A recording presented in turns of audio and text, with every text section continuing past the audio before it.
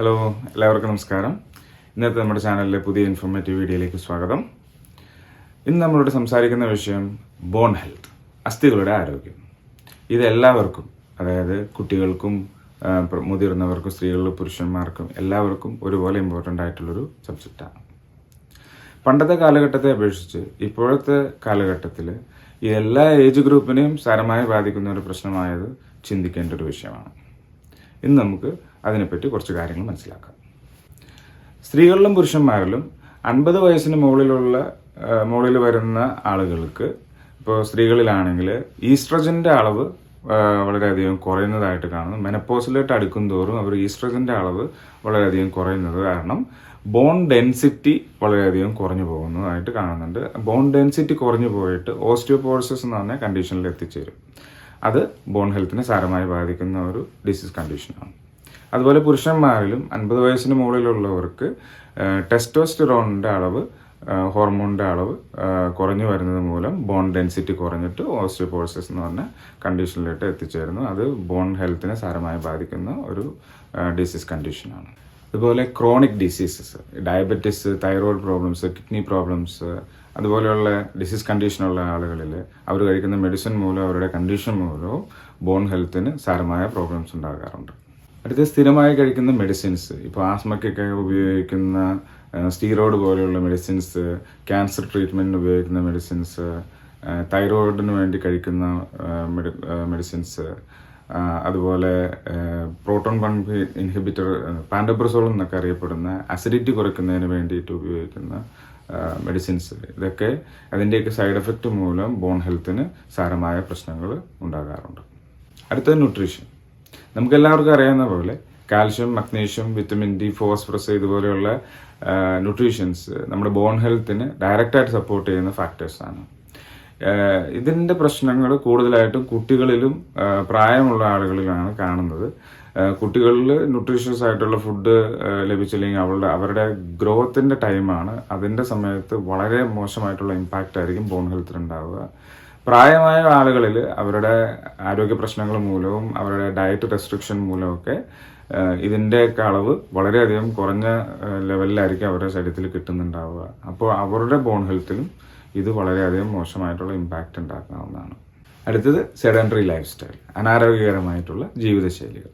പ്രോപ്പറായിട്ടുള്ള ന്യൂട്രീഷൻ, സമയത്തിനുള്ള ഉറക്കം, എക്സർസൈസ് ഇവയൊന്നും നോക്കാതെ ജീവിക്കുക. അതുപോലെ സ്മോക്കിംഗ്, ആൽക്കഹോൾ, അതുപോലെ ആരോഗ്യത്തെ ബാധിക്കുന്ന രീതിയിലുള്ള ജീവിതശൈലി. അടുത്തതായിട്ട് പാരമ്പര്യമായിട്ട് കിട്ടുന്ന വൈകല്യങ്ങൾ അല്ലെങ്കിൽ ജനറ്റിക് ഡിസോർഡേഴ്സ്, പിന്നെ ചില ഇഞ്ചുറീസ്, ചില ആക്സിഡൻറ്റുകളൊക്കെ പറ്റിയിട്ട് പ്രോപ്പറായിട്ട് ട്രീറ്റ്മെൻറ്റ് എടുക്കാതെ ഉണ്ടാകാവുന്ന ബോൺ ഹെൽത്ത് ഇഷ്യൂസ്. അപ്പോൾ ഇതുവരെ നമ്മൾ ബോൺ ഹെൽത്തിനെ ബാധിക്കുന്ന ചില പ്രോബ്ലംസ് കണ്ടു. ഈ പ്രോബ്ലംസിൽ ഇതെല്ലാം ഒരു പരിധി വരെ നമുക്ക് തടയാവുന്നതും പ്രോബ്ലംസ് ഉള്ളവർക്ക് ഇമ്പ്രൂവ് ചെയ്യാൻ കഴിയുന്നതുമായിട്ടുള്ള കാര്യങ്ങളാണ്. അതെങ്ങനെയാണെന്ന് നോക്കാം. നമ്മൾ ആദ്യം കണ്ട ഹോർമോണൽ ഇഷ്യൂസ്, അതെല്ലാവരും എക്സ്പെക്റ്റ് ചെയ്യുന്ന ഒരു കാര്യമാണ്. സ്ത്രീകളിൽ 50 വയസ്സ് കഴിഞ്ഞാൽ അത് മെനപ്പോസിലോട്ട് അടുക്കും തോറും ഈസ്ട്രജൻ്റെ അളവ് കുറയുന്നു. അതുപോലെ പുരുഷന്മാരിൽ 50-60 വയസ്സിന് അടുക്കും തോറും ടെസ്റ്റോസ്റ്റെറോൺ ഹോർമോണിൻ്റെ അളവ് കുറയുമെന്നുള്ളത് എല്ലാവരും എക്സ്പെക്റ്റ് ചെയ്യുന്ന ഒരു കാര്യമാണ്. അപ്പോൾ എക്സ്പെക്റ്റ് ചെയ്യുന്ന ഒരു കാര്യം നമുക്കത് മുൻകൂട്ടി അറിയാമെങ്കിൽ എന്താവും, അതിനുവേണ്ട പ്രിക്കോഷൻസ് എടുക്കാൻ സാധിക്കും. അതിനു വേണ്ടിയിട്ട് നമ്മൾ ഇപ്പോൾ ഈസ്ട്രജൻ്റെ അളവും ടെസ്റ്റോസ്റ്റെറോണിൻ്റെ അളവും കുറയുന്ന മൂലം ബോൺ ഡെൻസിറ്റി കുറയും എന്ന് നമുക്കറിയാമെങ്കിൽ ബോൺ ഡെൻസിറ്റി കൂട്ടുന്നതിന് വേണ്ടിയിട്ടുള്ള ന്യൂട്രീഷൻസ് ആയിക്കോട്ടെ, സപ്ലിമെൻ്റ് ആയിക്കോട്ടെ, എക്സർസൈസ് ആയിക്കോട്ടെ, ഇതെല്ലാം നമ്മൾ മുന്നേ തന്നെ സ്റ്റാർട്ട് ചെയ്താൽ ബോൺ ഹെൽത്ത് നമുക്ക് വളരെ ഇമ്പ്രൂവ് ചെയ്ത് കൊണ്ടുപോകാൻ പറ്റും. അപ്പോൾ ഈ ഹോർമോണൽ ഇഷ്യൂസ് മൂലം ഉണ്ടാകുന്ന ആ ഒരു ഇമ്പാക്റ്റ് നമുക്ക് കുറയ്ക്കാൻ പറ്റും. അത് ഇതുപോലെ മുന്നേ അറിയാമെങ്കിൽ നമുക്ക് അതിൻ്റെ പ്രിക്കോഷൻസ് എടുത്ത് മുന്നോട്ട് പോകാൻ പറ്റും. പിന്നെ നമ്മൾ കണ്ടതാണ് ക്രോണിക് ഡിസീസസ്. ഇപ്പോൾ ക്രോണിക് ഡിസീസസ് ഉള്ള ആളുകൾ അവരുടെ കഴിക്കുന്ന മെഡിസിൻ്റെ ആയിക്കോട്ടെ, അവരുടെ കണ്ടീഷൻസിൻ്റെ ആയിക്കോട്ടെ, അപ്പോൾ ഈ ചില കണ്ടീഷനുള്ളപ്പോൾ നമുക്ക് മെറ്റബോളിസം ഒക്കെ ആകെ ഡിസ്റ്റർബ് ആവുകയും ഇതുമൂലം ബോൺ ഹെൽത്ത് അഫക്റ്റ് ആവുകയും ചെയ്യുന്നു, നമ്മൾ മുന്നേ കണ്ടതാണ്. അപ്പോൾ ഇതിങ്ങനെ ഈ ഡിസീസ് കണ്ടീഷനുള്ള ആളുകളും ഇതിനെപ്പറ്റി, ഈ ബോൺ ഹെൽത്തിനെ പറ്റി ഒരു അവയർനെസ് കൊടുക്കുന്നത് മൂലം അല്ലെങ്കിൽ അതിനെപ്പറ്റി അറിയുന്നത് മൂലം നമുക്ക് അതിൻ്റെ പ്രിക്കോഷൻസ് എന്താണെന്ന് വെച്ചാൽ എടുക്കാൻ പറ്റും. അപ്പോൾ നമ്മൾ ഈ പ്രശ്നങ്ങളിലൂടെ കടന്നു പോകുന്ന ആളുകൾ ഡോക്ടറോട് ചോദിച്ചിട്ട് എൻ്റെ ബോൺ ഹെൽത്ത് എങ്ങനെ ഉണ്ടാവാം, ഈ ബോൺ ഹെൽത്ത് നമ്മൾ എങ്ങനെ ചെക്ക് ചെയ്യാം, ചെക്ക് ചെയ്തിട്ട് അതിന് എന്തെങ്കിലും ബോൺ ഡെൻസിറ്റിയുടെ അളവ് കുറവുണ്ടെങ്കിൽ അതിന് വേണ്ട സപ്ലിമെൻറ്റ്, അതിന് വേണ്ട ന്യൂട്രീഷൻസ് കാര്യങ്ങളൊക്കെ എടുത്ത് അതും ഒരു പരിധിവരെ നമുക്ക് ഇപ്പോൾ പ്രശ്നങ്ങളുണ്ടെങ്കിൽ അത് ഇമ്പ്രൂവ് ചെയ്യാനും പ്രശ്നങ്ങൾ ഇല്ലെങ്കിൽ അത് വരാതിരിക്കാനും വേണ്ടിയിട്ടുള്ള നടപടികൾ സ്വീകരിക്കാവുന്നതാണ്. അടുത്തത് നമ്മൾ ന്യൂട്രീഷൻ്റെ കാര്യം കണ്ടു.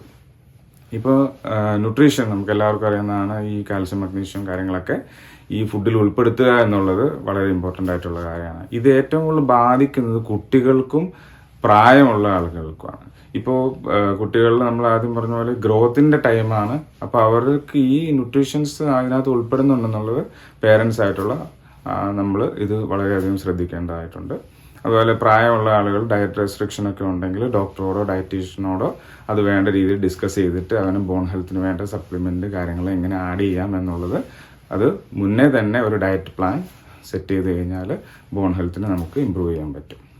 അടുത്തത് നമ്മൾ കണ്ടത് സെഡൻറ്ററി ലൈഫ് സ്റ്റൈലാണ്. ലൈഫ് സ്റ്റൈൽ നമ്മൾ എന്തായാലും ഹെൽത്തി ആയിട്ട് മെയിൻറ്റെയിൻ ചെയ്യുക എന്നുള്ളത് ഒരു ബേസിക് നോളജാണ്. എല്ലാവരും അത് തന്നെ ആ ഒരു ഹെൽത്തി ലൈഫ് സ്റ്റൈൽ മെയിൻറ്റെയിൻ ചെയ്താൽ നമുക്ക് ബോൺ ഹെൽത്ത് എന്നല്ല ഓവറോൾ ഹെൽത്ത് നമുക്ക് മെയിൻറ്റെയിൻ ചെയ്ത് പോകാൻ പറ്റും. ആൽക്കഹോൾ, സ്മോക്കിംഗ്, ഈ വക ഡ്രഗ് അബ്യൂസ് ഇതുപോലെയുള്ള കാര്യങ്ങൾ എന്തെങ്കിലും ഉണ്ടെങ്കിൽ അത് കുറയ്ക്കണം.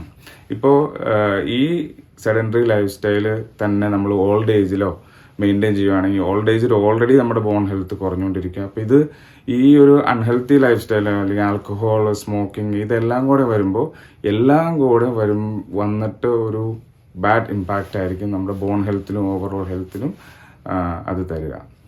പിന്നെ നമ്മൾ കണ്ടത് ജനറ്റിക് ഡിസോർഡർ അല്ലെങ്കിൽ പാരമ്പര്യമായിട്ട് കിട്ടുന്ന ചില അംഗവൈകല്യങ്ങളും കാര്യങ്ങളൊക്കെ. ഈ അംഗവൈകല്യങ്ങളും കാര്യങ്ങളും ഉള്ള കുട്ടികൾക്ക് നമുക്ക് ഫിസിയോതെറാപ്പിയുടെ ഹെൽപ്പ് മൂലം നമുക്ക് അവരുടെ ബോൺ ഹെൽത്ത് ഇമ്പ്രൂവ് ചെയ്യാനുള്ള ഫിസിയോതെറാപ്പീസ് ഉണ്ട്, വെയ്റ്റ് ബിയറിങ് എക്സർസൈസുകളുണ്ട്. ഇതൊക്കെ അവരുടെ ഹെൽത്ത് വർക്കേഴ്സിൻ്റെ ഫിസിയോതെറാപ്പിസ്റ്റിൻ്റെ ഗൈഡ് ലൈൻസ് കൊണ്ട് അതുമൂലം നമുക്കത് ഒരു പരിധി വരെയൊക്കെ ഇമ്പ്രൂവ് ചെയ്യാവുന്നതാണ്. പിന്നെ നമ്മൾ ലാസ്റ്റ് കണ്ടതാണ് എന്തെങ്കിലും ബോണിന് ഇഞ്ചുറീസ് വന്നിട്ടുണ്ടെങ്കിൽ ബോൺ ഫ്രാക്ചറോ അല്ലെങ്കിൽ ആക്സിഡൻ്റ് ഒക്കെ പറ്റുമ്പോൾ പല ഇഞ്ചുറീസും ബോണിന് വരാവുന്നതാണ്. അപ്പോൾ അതൊക്കെ പ്രോപ്പറായിട്ട് ട്രീറ്റ് ചെയ്ത് ഓക്കെ ആയി എന്നുള്ളത് 100% ഉറപ്പാക്കേണ്ട ഒരു കാര്യമാണ്. അല്ലെങ്കിൽ അത് ഒരു ഫ്യൂച്ചറിലോട്ട് പോകുന്നതോടും നമ്മുടെ ബോൺ ഹെൽത്തിനെ വളരെ മോശമായിട്ട് ബാധിക്കുന്ന ഒരു കാര്യമാണ് ഈ ഇഞ്ചുറീസ്. ബോൺ ഹെൽത്തിനെ അങ്ങനെ ബാധിക്കും. സോ ഇന്നത്തെ വീഡിയോ എല്ലാവർക്കും ഇഷ്ടപ്പെട്ടു എന്ന് കരുതുന്നു. അപ്പോൾ ഇതുപോലെയുള്ള വീഡിയോയുമായിട്ട് വീണ്ടും കാണാം. Bye bye.